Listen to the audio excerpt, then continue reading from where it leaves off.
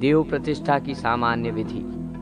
सूत जी ने कहा, अब मैं सभी देवताओं की प्रतिष्ठा की विधि को संक्षेप में कह रहा हूँ। प्रशस्त तिथि नक्षत्रादि में प्रतिष्ठा करवानी चाहिए। सर्वप्रथम अपनी वैदिक शाखा में कहे गए विधान के अनुसार ये प्रणव मंत्र ओमकार का उच्चारण करके 5 या उससे अधिक ऋत्विजों के साथ मध्य स्थान में स्थित आचार्य का वर्ण करे। तदनंतर पाद्य, अर्घ्य और मुद्रिका, वस्त्र, गंध, माल्य एवं अनुलेपनीय द्रव्यों से उनका पूजन करें। गुरु को चाहिए कि वे मंत्रन्यास पूर्वक प्रतिष्ठा कर्म का समारंभ करें। प्रसाद के अग्रभाग में 10 अथवा 12 हाथ का एक वर्गाकार 16 खंभों वाला मंडप तैयार करके उसमें कुल 8 ध्वजों को प्रतिष्ठित करना चाहिए। तदनंतर मंडप के मध्य भाग के 4 हाथ परिणाम की एक वेदी का निर्माण कराएं। उस वेदी के ऊपरी भाग में नदियों के संगम स्थल के किनारे से लाई गई बालूका बिछाएं। प्रधान कुंड का निर्माण करवाकर उसकी पूर्व दिशा में वर्गाकार, दक्षिण में धनुषाकार, पश्चिम में वर्तुलाकार और उत्तर में पद्माकार, इस प्रकार 5 कुंडों का निर्माण करवाना चाहिए अथवा सभी कुंड चौकोर रखे जा सकते हैं। कुंड निर्माण के पश्चात समस्त कामनाओं की सिद्धि के लिए आचार्य शांति कर्म के लिए विहित विधि से हवन करें। कुछ लोग मंडप के ईशान कोण की भूमि को गाय के गोबर या स्वच्छ मिट्टी से लीपकर उसमें होम करते हैं। मंडप में लगे तोरणों के समीप ही पूर्वाधिक दिशाओं में 4 द्वारों का निर्माण करवाना चाहिए। मंडप के तोरण स्तंभ नयग्रोध, उदुम्बर, अश्वत्थ, बिल्व, पलाश, खदीर, काष्ठ से निर्मित होने चाहिए। प्रत्येक तोरण स्तंभ का परिमाप 5 हाथ होना चाहिए और प्रत्येक स्तंभ को वस्त्र पुष्पादि से अलंकृत करना चाहिए तथा उसके निचले भाग को 1 हाथ नापकर पृथ्वी में गाड़ देना चाहिए। शेष 4 हाथ परिणाम का भाग ऊपर रखें। इसी प्रकार उन्हें मंडप के चारों ओर की दिशाओं में स्थापित करवाना चाहिए।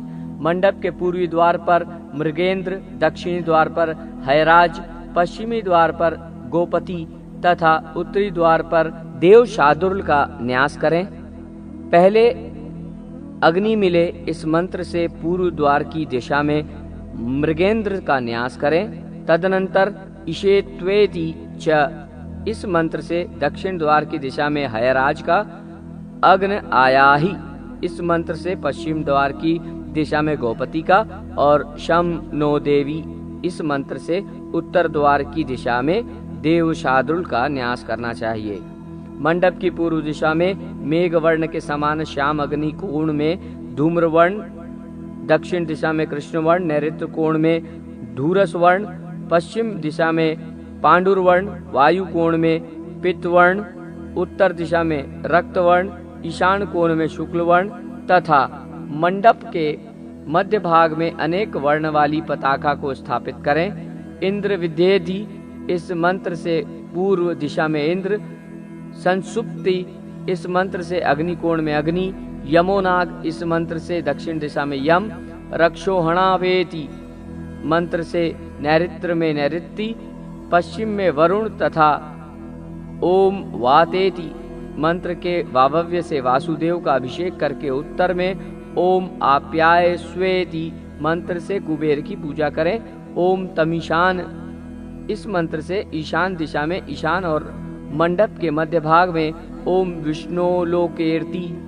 मंत्र से विष्णु का पूजन करना चाहिए। प्रत्येक तोरण के समीप 2-2 कलश स्थापित करने के पश्चात वस्त्र तथा उपवस्त्र से आच्छादित चंदनादि सुगंधित पदार्थों से अलंकृत पुष्प, वीतान एवं अनन्यान्य पूजा का उपचारों से सुशोभित दिक्पालों की पूजा करनी चाहिए।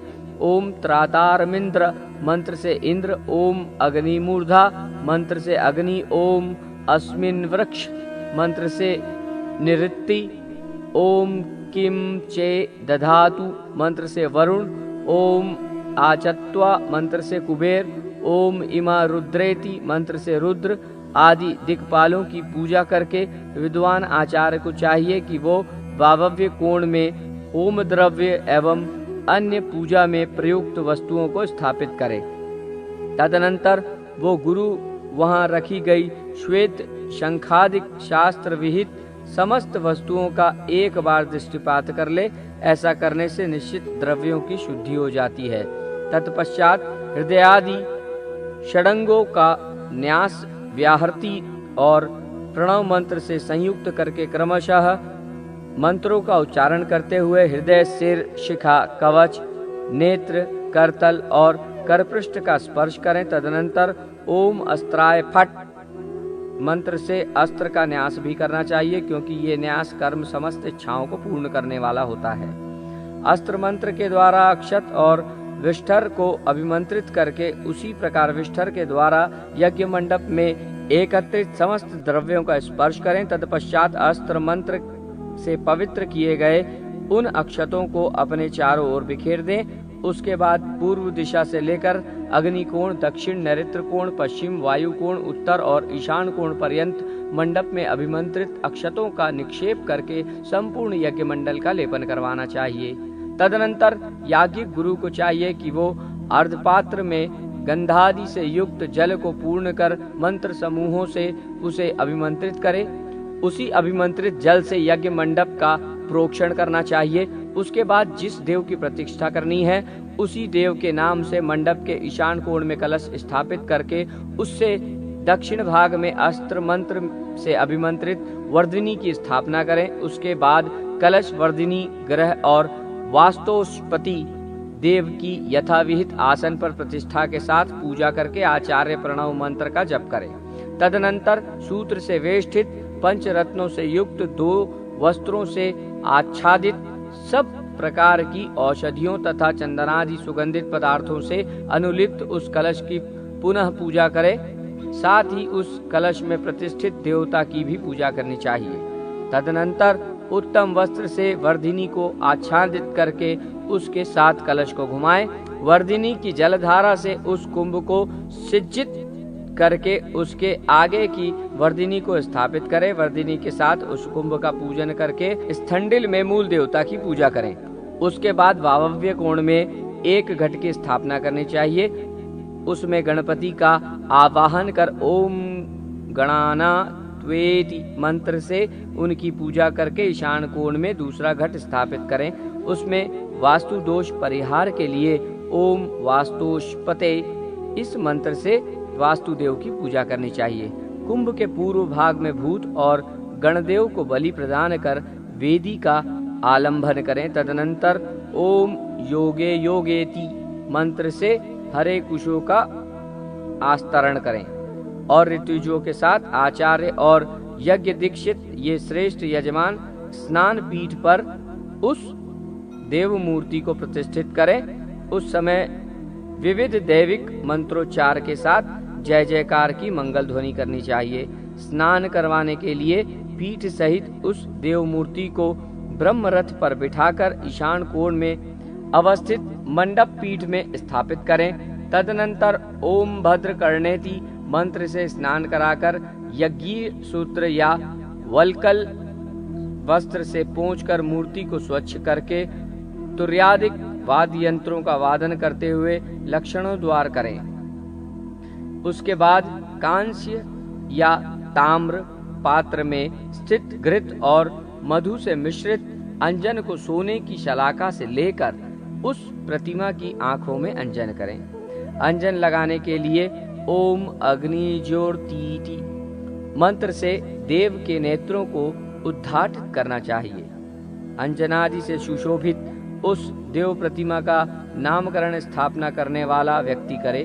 तदनंतर ओम इम में गांगेति मंत्र से प्रतिमा के नेत्रों में शीतल क्रिया का संपादन कर ओम अग्नि मूर्तेन्ति मंत्र से बाम्बी अर्थात दीमकादि के द्वारा एकत्रित की गई मिट्टी उस देव मूर्ति को समर्पित करें और बिल्व, गूलर, पीपल, वट, पलाश द्वारा निर्मित पंचक्षाय को लेकर ओम यज्ञायज्ञेति मंत्र से प्रतिमा को स्नान कराएं।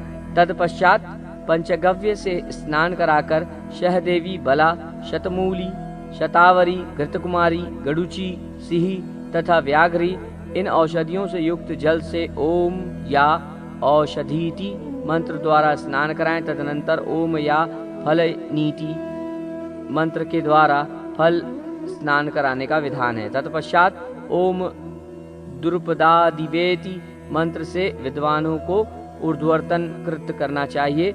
अनंतर उत्तर आदि दिशाओं में क्रमशः 4 कलशों की स्थापना करनी चाहिए और उन कलशों में विविध रत्न, सप्तधान्य और शतपुष्पिका नामक औषधि का निक्षेप करना चाहिए। इसके अतिरिक्त इन 4 कलशों में 4 समुद्र एवं 4 दिशाओं के अधिष्ठाता देवों का आवाहन करना चाहिए। साथ ही दूध, दही, क्षीरोदक एवं घृतोदक से 4 कलशों को पृथक पृथक परिपूर्ण करके आप्यायस्वः इस मंत्र से दुग्ध कुंभ, दधि क्रावणो मंत्र से दधि कुंभ या औषधि इस मंत्र से क्षीरोदक कुंभ तथा तजोसी मंत्र से घृत कुंभ को अभिमंत्रित करना चाहिए। अभिमंत्रित इन 4 कलशों को 4 समुद्रों का प्रतिनिधि समझते हुए इनके द्वारा देव प्रतिमा को स्नान कराना चाहिए।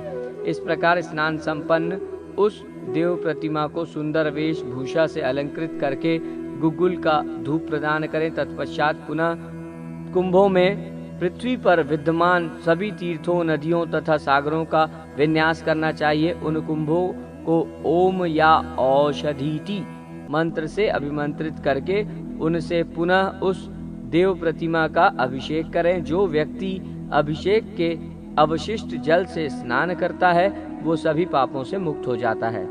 समुद्र के प्रतिनिधि रूप उन कुंभों से उस देव मूर्ति का अभिषेक कृत्य संपन्न होने के पश्चात अर्घ्य प्रदान करके ओम गंधद्वारोति मंत्र से सुगंधित चंदनादि पदार्थों द्वारा अनुलेप करें।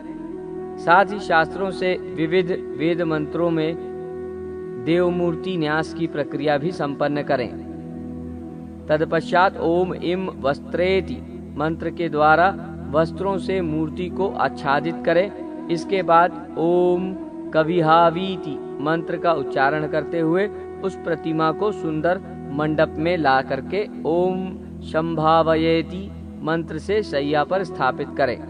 तदनंतर ओम विश्वचक्षु मंत्र का उच्चारण समस्त पूजा विधि को सब प्रकार से परिपूर्ण करें। तत्पश्चात वहीं पर बैठकर परम तत्व का ध्यान करते हुए आचार्य को शास्त्रीय विधान के अनुसार मंत्र न्यास करना चाहिए। मंत्र न्यास की प्रक्रिया मंत्र शास्त्रों में बताई गई है। इस न्यास के बाद मंडप में प्रतिष्ठापित देव प्रतिमा को वस्त्र से आच्छादित करना चाहिए और उसकी यथाविधि पुनः पूजा भी करनी चाहिए। शास्त्रीय विधि के अनुसार जो देवता को समर्पित करना है वो उनके पाद मूल में समर्पित कर देना चाहिए। इसके अतिरिक्त देवता के शिरोभाग में 2 वस्त्रों से वेष्टित स्वर्ण से युक्त एवं प्रणव से अंकित कलश स्थापित करना चाहिए। तदनंतर कुंभ के सन्निकट बैठकर आचार्य वेद मंत्रोच्चार के साथ अग्नि की स्थापना करें। तदनंतर पूर्व दिशा में ऋग देवता ऋग्वेद कुंड के समीप बैठकर श्री सूक्त तथा पौमान आदि सूक्तों का पाठ करें। कुंड के दक्षिण दिशा में स्थित अर्धर्व्यू अर्थात यजुर देवता आचार्य रुद्र सूक्त तथा पुरुष सूक्त का पारायण करें। कुंड के पश्चिम में बैठा हुआ उद्वाता सामवेदिक आचार्य वेद व्रत वामदेव्य ज्येष्ठ शाम रथनंतर एवं भैरुंड शाम का पाठ करें। ऐसे ही कुंड के उत्तर में स्थित अर्थव देवता अर्थव शीरस कुंभ सूक्त नील रुद्र सूक्त और मैत्र सूक्त का पारायण करें। तदनंतर आचार्य अस्त्र मंत्र के द्वारा भली भांति कुंड का प्रोक्षण करके स्वसामर्थ्य के अनुसार प्राप्त ताम्र या अन्य किसी धातु से निर्मित पात्र में अग्नि ग्रहण कर उस मूर्ति के आगे स्थापित करें। तत्पश्चात उस अग्नि को अस्त्र मंत्र से प्रज्वलित करके कवच मंत्र के द्वारा वैष्ठित कर देना चाहिए। इस प्रकार अमृतीकृत अग्नि को गुरु वेद मंत्रों से अभिमंत्रित करके पात्र सहित कुंड के चारों ओर घुमाएं और वैष्णव योग से उसे प्रज्वलित कर वहीं कुंड के मध्य स्थापित करें। अग्नि के दक्षिण में ब्रह्मा और उत्तर में प्रणिता को स्थापित कर कुंड की प्रत्येक दिशाओं एवं विदिशाओं में कुशा के विस्तरों से परिधि का निर्माण करें। तदनंतर गुरु, ब्रह्मा, विष्णु, हर और ईशान की पूजा करके दर्भों के ऊपर अग्नि को रखकर दर्भ से ही वेष्टित करके दर्भ जल से ही प्रोक्षण करें, क्योंकि कुशा द्वारा प्रदत्त जल का प्रोक्षण करने से बिना मंत्र के भी शुद्धि हो जाती है और पूर्वाग्र, उत्तराग्र और पश्चिमार्ग अखंडित तथा विस्तृत कुशाओं से वेष्टित वरही में देवताओं का सानिध्य स्वयं ही हो जाता है। अग्नि की रक्षा के लिए मंत्रों ने जो उपयुक्त नियम कहे हैं उनके विषय में कुछ आचार्यों का विचार है कि उन सभी कृत्यों को जात कर्म संस्कार के पश्चात करना चाहिए। अग्नि का पवित्रीकरण करके आचार्य को आज्य संस्कार करना चाहिए। अनंतर आज्य को आहुति योग्य बनाने के लिए उसका अवेक्षण, निरीक्षण, निराजन एवं अभिमंत्रित करके उसके द्वारा मुख्य हवन के पूर्ण करणीय आज्य भाग्य एवं अभिघार नाम का कृत्य विशेष संपन्न करना चाहिए। तदनंतर उस आज्य से 5-5 आहुतियां देनी चाहिए। उसके बाद गर्भाधान संस्कार से लेकर गोदान संस्कार पर्यंत अग्नि का संस्कार करके आचार्य को अपनी शाखा के अनुसार विहित मंत्रों से अथवा प्रणव से आहुति प्रदान करनी चाहिए। आचार्य अंत में पूर्णाहुति प्रदान करें, क्योंकि पूर्णाहुति देने से यजमान की अभिलाषा पूर्ण हो जाती है। इन वेद विहित नियमों से उत्पन्न हुई अग्नि सभी कार्यों में सिद्धि प्रदान करने वाली होती है। अतएव उसकी पूजा करके अन्य सभी कुंडों में उसे प्रतिष्ठित करना चाहिए। वहाँ प्रत्येक आचार्य अपने शाखा मंत्रों से इंद्रादि सभी देवों को 100-100 आहुतियाँ प्रदान करें। 100 आहुतियों के पश्चात पूर्णाहुति स्थापित करके सभी देवों को एक एक आहुति पुनः प्रदान करनी चाहिए। होता अपने द्वारा अनुष्ठित आज्याहुतियों के शेष भाग को यथा विधान कलश में समर्पित करें। इसके बाद आचार्य देवता मंत्र एवं अग्नि के साथ अपने तादात्म्य की भावना करते हुए पूर्णाहुति संपन्न कराएं। यज्ञ मंडप से बाहर आकर आचार्य दिक्पालों को बलि प्रदान करें। इस बलि कृत्य के साथ भूतों, देवताओं और नागों को बलि देनी चाहिए। तिल और समिधा यही 2 होम पदार्थ विहित हैं। आज्य तो उन दोनों का सहयोगी है, क्योंकि घृत के बिना हवनीय द्रव्य अक्षय परिपूर्ण नहीं होता। इस हवन कृत्य में पुरुष सूक्त, रुद्र सूक्त, ज्येष्ठशाम तथा तन्नयामी इस मंत्र से युक्त भारुंड सूक्त महामंत्र के रूप में प्रसिद्ध नील रुद्र सूक्त एवं अथर्व के कुंभ सूक्त का पारायण यथाकर्म पूर्व, दक्षिण तथा पश्चिम आदि दिशाओं में आसीन ऋत्वजों से करवाना चाहिए। इस हवन कर्म में 1-1 सहस्त्र आहुति का विधान है और इन आहुतियों में वेद के आदि मंत्रों, देवताओं के नाम मंत्रों, अपनी शाखा के विहित मंत्रों, गायत्री मंत्र के साथ यथाविधान व्याहवती एवं प्रणव का प्रयोग करना चाहिए। साथ ही ये भावना करनी चाहिए कि हम इन आहुतियों को देवताओं के शिरोभाग, मध्य भाग तथा पाद भाग आदि में समर्पित कर रहे हैं और स्वयं को देवमय समझना चाहिए। इस प्रकार होम विधि को संपन्न करके दैशिक को चाहिए कि वो देव विग्रह में मंत्रों का न्यास करे। यथा ओम अग्नि मिले मंत्र का देव के दोनों चरणों में, ओम ईशेत्यवेति मंत्र का दोनों गुल्फों में, ओम अग्न आयाहि मंत्र से देव की दोनों जंघाओं में, ओम शम नो देवी मंत्र का दोनों जानुओं में, ओम बृहदरनंथर मंत्र का दोनों उरुओं में न्यास विहित है। देव के उदर भाग में भी इसी प्रकार न्यास करना चाहिए। तदनंतर ओम दीर्घायुष्ठाय मंत्र का देव के हृदय में, ओम श्रीष्यते मंत्र का गले में, ओम त्रातारमिंद्र मंत्र का वक्षस्थल में, ओम त्र्यंबक मंत्र का दोनों नेत्रों में तथा ओम मुद्राभव मंत्र का मस्तक में न्यास करके विहित लग्न मुहूर्त में हवन करें। इसके पश्चात ओम उत्तिष्ठ ब्रह्मांड स्पस्ते मंत्र से देव मूर्ति का उत्थापन करके मंत्र वेत्ता आचार्य देवस्य त्वा मंत्र से मूर्ति का स्पर्श करते हुए वेदोक्त पुण्याहवाचन के साथ देव प्रसाद की प्रदक्षिणा करें। उसके अनंतर विविध रत्न, विविध धातु, लोह द्रव्य एवं विधान के अनुसार अनेक प्रकार के सिद्ध बीजों के साथ दिक्पाल आदि देवताओं की प्रदक्षिणा विहित है। उनके अनंतर यथास्थान प्रधान देव प्रतिमा की प्रतिष्ठा होनी चाहिए। देव मूर्ति को मंदिर के मुख्य गर्भभाग में स्थापित नहीं करना चाहिए और न उस गर्भ का परित्याग करके अन्यंत्र ही उसकी स्थापना होनी चाहिए, अपितु गर्भभाग का कुछ मध्य भाग छोड़कर उसे स्थापित करने से दोष का परिहार हो जाता है। अतः तिल के कण मात्र परिणाम से मूर्ति को उत्तर की ओर कुछ बढ़ा लेना चाहिए।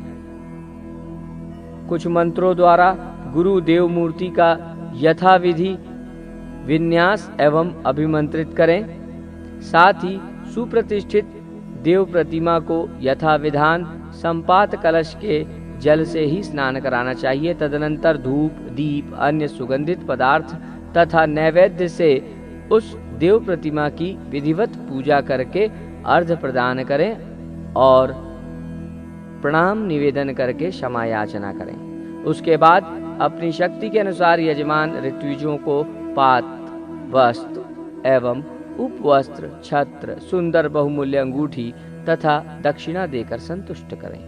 तदनंतर सावधान होकर यजमान चतुर्थी होम करें। 100 आहुतियों को देकर अंत में वो पूर्णाहुति प्रदान करें। इसके बाद आचार्य मंडप से बाहर आकर दिक्पालों को बलि प्रदान करके पुष्प लेकर क्षमस्व इस वाक्य से उन देवों का विसर्जन कर दें। इस प्रकार यज्ञ पूर्ण होने के पश्चात आर्य को कपिला, धेनु, चामर, मुकुट, कुंडल, छत्र, केयूर, कटिसूत्र, व्यजन आदि वस्तुएं, ग्राम तथा साज सज्जा पूर्ण सुंदर भवन प्रदान करना चाहिए। तदनंतर आचार्य का तथा अन्य सहयोगी जनों के लिए सुंदर विशाल भोज का आयोजन कराकर सबको संतुष्ट करना चाहिए। ऐसा करने से यजमान कृतार्थ हो जाता है और वास्तुदेव की प्रसन्नता से उसे मुक्ति प्राप्त हो जाती है। वर्ण एवं आश्रम धर्मों का निरूपण। ब्रह्मा जी ने कहा, हे व्यास जी महाराज, स्वयंभू मनु आदि शास्त्रकारों के द्वारा पूज्य तथा सृष्टि, स्थिति और प्रलय करने वाले भगवान हरि की पूजा ब्राह्मण आदि चारों वर्ण अपने अपने धर्म के अनुसार करते हैं। मैं पृथक पृथक रूप से उनके धर्मों को कह रहा हूँ, आप उसे सुने। हे ब्राह्मण श्रेष्ठ, यजन, याजन, दान, प्रतिग्रह, अध्ययन और अध्यापन ये 6 कर्म ब्राह्मण के धर्म हैं। दान, अध्ययन तथा यज्ञ ये क्षत्रिय एवं वैश्य के साधारण धर्म हैं। इसके अतिरिक्त दंड क्षत्रिय के लिए और कृषि करना वैश्य के लिए विशेष धर्म स्वीकार किया गया है। ब्राह्मण, क्षत्रिय और वैश्य इन तीनों द्विजातियों की सेवा करना शूद्रों का धर्म है। शिल्पकारी उनकी आजीविका है। धर्मानुसार वे पाक यज्ञ संस्था का भी निर्वहन कर सकते हैं। भिक्षाचरण, गुरु शुश्रूषा, स्वाध्याय, संध्या तथा अग्निकार्य ये ब्रह्मचारियों के धर्म हैं। चारों आश्रमों के 2 भेद माने गए हैं। इसके अनुसार ब्रह्मचारी के उपकुर्वाण तथा नैष्टिक ये 2 भेद हैं। जो द्विज विधिवत वेदादि का अध्ययन करके गृहस्थाश्रम में प्रविष्ट हो जाता है वो उपकुर्वाण है। जो मृत्यु पर्यंत गुरुकुल में निवास करते हुए वेदाध्ययन करते रहते हैं, ब्रह्म तत्पर होते हैं, उन्हें नैष्टिक ब्रह्मचारी के नाम से जानना चाहिए। हे द्विज श्रेष्ठ, अग्निकार्य, अतिथि सेवा, यज्ञदान और देवार्चन ये सभी गृहस्थों के संक्षिप्त धर्म हैं। गृहस्थ के साधक और उदासीन 2 प्रकार हैं। जो गृहस्थ परिवार के भरण पोषण में लगा रहता है वो साधक है। जो गृहस्थ पितृऋण, देव ऋण और ऋषि ऋण इन तीनों से मुक्त होकर पत्नी धनादि का भी त्याग करके एकाकी धर्माचरण करता हुआ विचरण करता रहता है वो उदासीन गृहस्थ है। उसी को मौक्षिक भी कहते हैं। भूमि शयन, फल मूल का आहार, वेदाध्ययन, तप और अपनी संपत्ति का यथाधिकार यथोचित विभाग ये सभी वानप्रस्थ के धर्म हैं। जो वानप्रस्थ अरण्य में तपश्चरण करता है, देवार्चन और उन्हें आहुति प्रदान करता है तथा स्वाध्याय में सदैव अनुरक्त रहता है वो वानप्रस्थ तापसोत्तम कहा जाता है।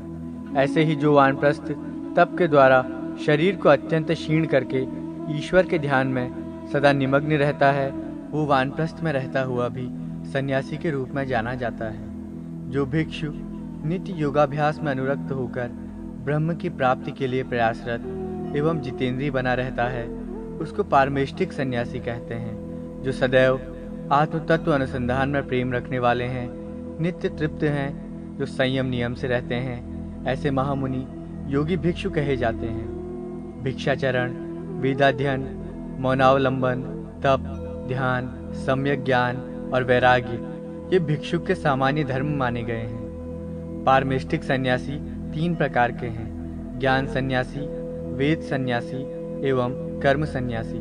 योगी के भी 3 प्रकार हैं, जिन्हें भौतिक, क्षत्र एवं अंत्याश्रमी योगी कहते हैं। ये तीनों योग मूर्ति स्वरूप परमात्मा का आश्रय कर स्थित रहते हैं। इन योगियों की पृथक पृथक ब्रह्म भावनाएं होती हैं। प्रथम प्रकार की ब्रह्म भावना भौतिक योगी में रहती है।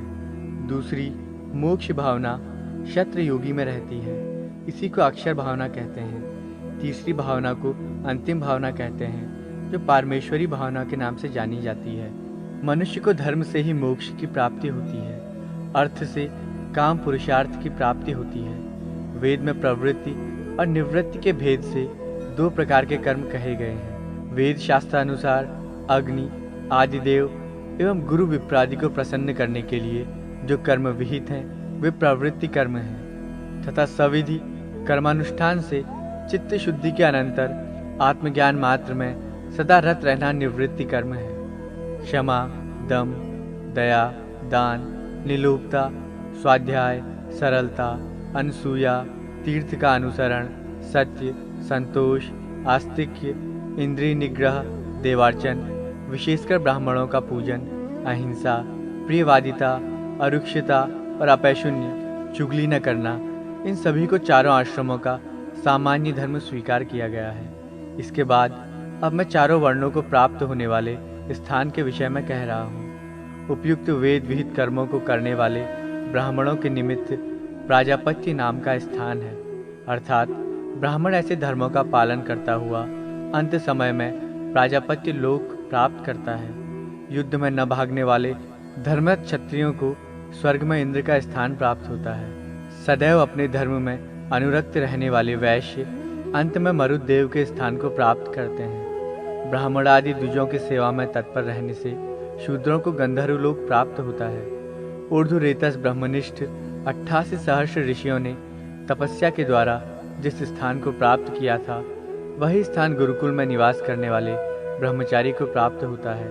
जो स्थान मरीचि, अत्रि आदि सप्तर्षियों को प्राप्त है, वो स्थान वानप्रस्थाश्रमी प्राप्त करते हैं। संयमित चित्त वाले ऊर्ध्वरेतस सन्यासियों को वो आनंद रूप पर ब्रह्मपद प्राप्त होता है, जहाँ से पुनः आगमन की संभावना नहीं होती। ये पर ब्रह्मपद व्योम नाम के अक्षर तत्व के रूप में, योगियों के अमृत स्थान के रूप में एवं ईश्वर संबंधी परम आनंद के रूप में प्रसिद्ध है। इस स्थान को प्राप्त करने वाला मुक्त आत्मा पुनः संसार में नहीं आता है। अभी जिस मुक्तात्मा की चर्चा की गई है, उसको प्राप्त होने वाली मुक्ति अष्टांग मार्ग का सम्यक ज्ञान रखने से प्राप्त होती है। अतः मैं संक्षेप में उसे भी कह रहा हूँ, आप सुने। अहिंसा, सत्य, अस्तेय, ब्रह्मचर्य तथा अपरिग्रह ये 5 यम हैं। प्राणी की हिंसा न करना अहिंसा है, प्राणियों के हित में बोलना सत्य है, दूसरे की वस्तु अपहरण न करना अस्तेय है, अमैथुन का पालन करना ब्रह्मचर्य है और सब कुछ त्याग देना अपरिग्रह है। शौच, संतोष, तप, स्वाध्याय तथा प्रणिधान ये 5 नियम हैं। बाह्य और आभ्यंतर रूप से शौच के 2 भेद हैं। इसी प्रकार संतोष को तुष्टि, इंद्रिय निग्रह को तप, मंत्र जप को स्वाध्याय और भगवत पूजन आदि को प्रणिधान कहते हैं। साधक के द्वारा पद्मादि प्रकार से स्थित होना आसन कहा जाता है। वायु का निरोध करना प्राणायाम है। ये 2 प्रकार का होता है। मंत्रोच्चार करते हुए देव का ध्यान करना सगर्भ प्राणायाम है। इसके विपरीत अमंत्रक प्राणायाम अगर्भ प्राणायाम है। ये 2 प्रकार का प्राणायाम प्रकारांतर से 3 प्रकार का कहा गया है। यथा वायु अंदर खींचकर अवस्थित होना पूरक नामक प्राणायाम है। वायु को रोककर देहेंद्रियों को स्थित करना कुंभक और उस वायु को धीरे धीरे बाहर निकालना रेचक नामक प्राणायाम है। 12 मात्रा वाला प्राणायाम लघु है, 24 मात्रा का प्राणायाम मध्यम तथा 36 मात्रा वाला प्राणायाम उत्तम है। अपने अपने विषयों से असंबद्ध इंद्रियों के द्वारा चित्त के स्वरूप मात्र का अनुकरण करना एक विशेष प्रकार का निरोध है और इसी निरोध को प्रत्याहार कहते हैं। ब्रह्म के साथ आत्मा का अभेद चिंतन करना ब्रह्माकार वृत्ति का अखंड प्रवाह ध्यान है।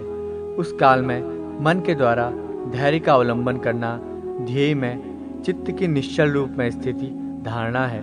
अहम ब्रह्म इस प्रकार अभेद ज्ञान के साथ ब्रह्म रूप में अवस्थिति ही समाधि है। मैं आत्मा ही परमात्मा परब्रह्म हूँ। वो परब्रह्म सत्य स्वरूप ज्ञान रूप और अनंत है, वही ब्रह्म है। उसी को विज्ञान कहते हैं, वही आनंद स्वरूप है। उसी का तत्वमसि इस श्रुति से बोध कराया गया है। मैं ब्रह्म हूँ, मैं अशरीरी इंद्रियातीत हूँ, मन बुद्धि महतत्व अहंकार आदि से रहित, जागृत स्वप्न सुषुप्ति आदि अवस्थाओं से मुक्त जो ब्रह्म का तेज स्वरूप है, मैं वही हूँ। नित्य शुद्ध बुद्ध मुक्त सत्य आनंद स्वरूप अद्वय कहा जाने वाला जो आदित्य पुरुष है, वही मैं पूर्ण पुरुष हूँ। इस प्रकार ब्रह्म का ध्यान करता हुआ ब्राह्मण भवबंधन से मुक्त हो जाता है।